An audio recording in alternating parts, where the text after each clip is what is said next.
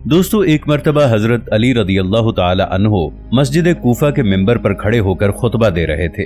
जैसे ही खुतबा खत्म हुआ तो सामईन में से एक शख्स उठा और कहने लगा, ए हजरत अली रदी अल्लाह ताला अन्हो, मैं शाम से कई महीनों का सफर तय करके कूफा तक पहुंचा हूं ताकि मैं आपसे कुछ सवालात कर सकूं, तो इसलिए मैं आपसे कुछ सवालात करना चाहता हूं।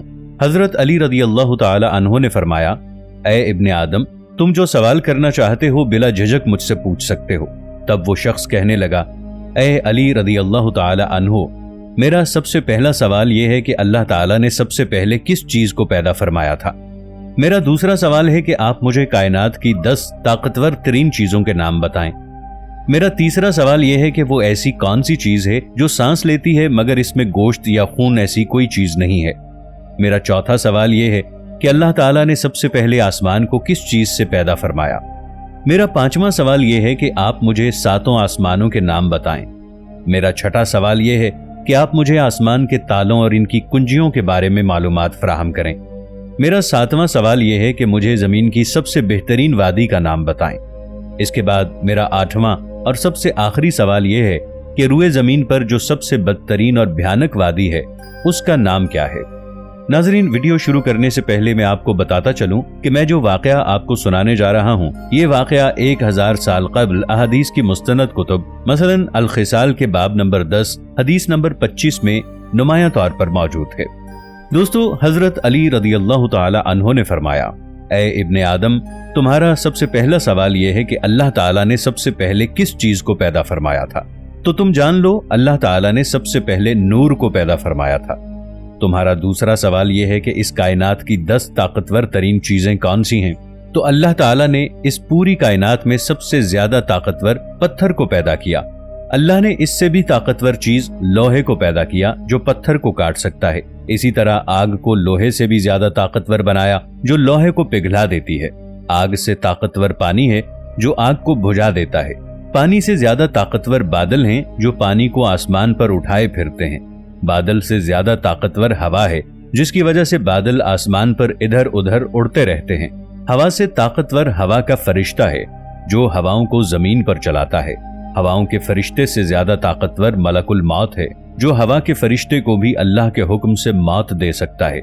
मलकुल मौत से भी ज्यादा ताकतवर मौत है जो खुद मलकुल मौत को भी मौत दे देगी। मौत से भी ज्यादा ताकतवर अल्लाह ताला का हुक्म कुन है।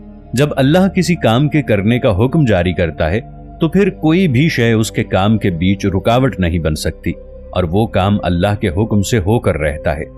ऐ इब्ने आदम, तुम्हारा तीसरा सवाल यह है कि वो ऐसी कौन सी चीज है जो सांस तो लेती है मगर इसमें गोश्त, पोस्त और खून मौजूद नहीं है।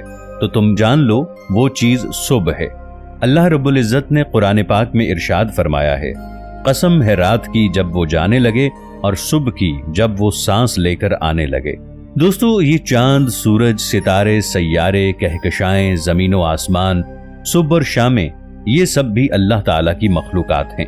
इसीलिए अल्लाह ताला कुरान पाक में सूरतुल इसरा पारा 15 आयत 44 में इरशाद फरमाता है, 7 आसमान और 7 जमीनें अल्लाह की तस्बीह बयान करते हैं और हर वो चीज भी जो 7 आसमानों और 7 जमीनों में रहती है, और ऐसी कोई भी चीज नहीं जो अल्लाह ताला की तारीफ के साथ उसकी तस्बीह बयान न करे, मगर तुम उनकी तस्बीह को समझते नहीं हो।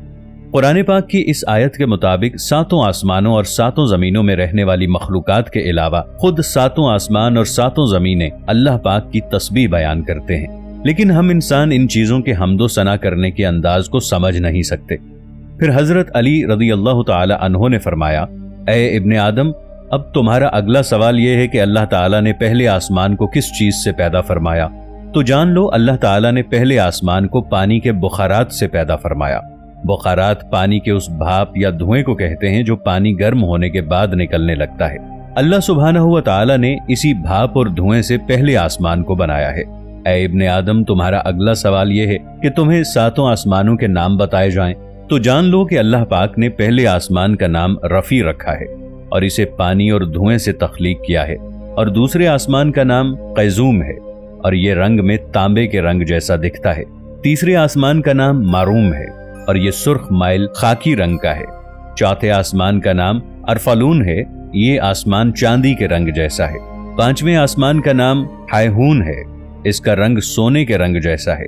छठे आसमान का नाम अर्रूस है, ये सब्ज याकूती रंग का है। और फिर 7वें आसमान का नाम अजमा है, इसका रंग सफेद मोती यानी नूर जैसा है। तुम्हारा अगला सवाल कि तुम्हें आसमान के तालों और उनकी कुंजियों के बारे में बताया जाए, तो ए इब्ने आदम, जान रखो कि आसमान के ताले अल्लाह के साथ शिर्क करना है।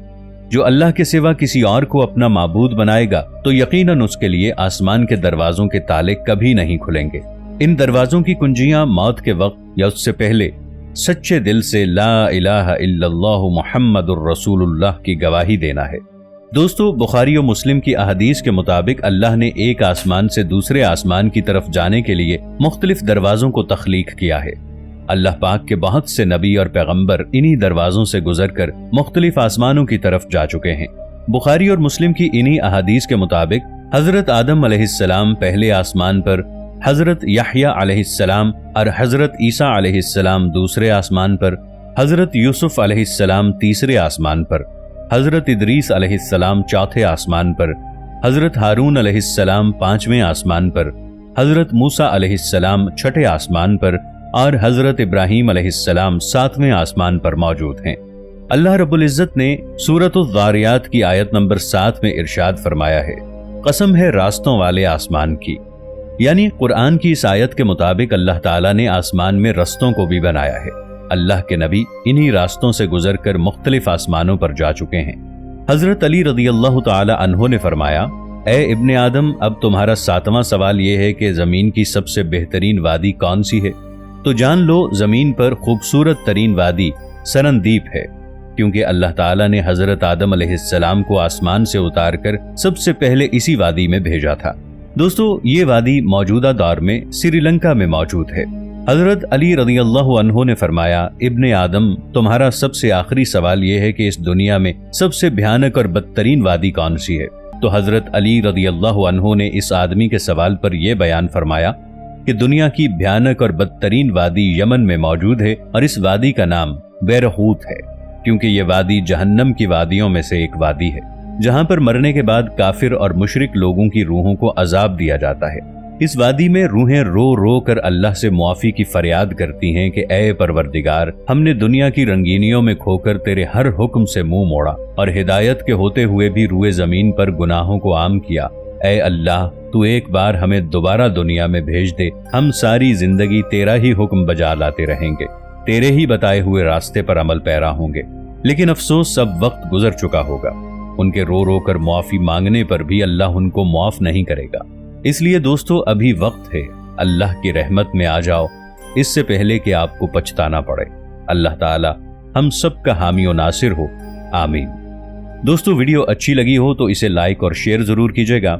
मिलेंगे एक नई वीडियो के साथ, तब तक के लिए अल्लाह निगहबान।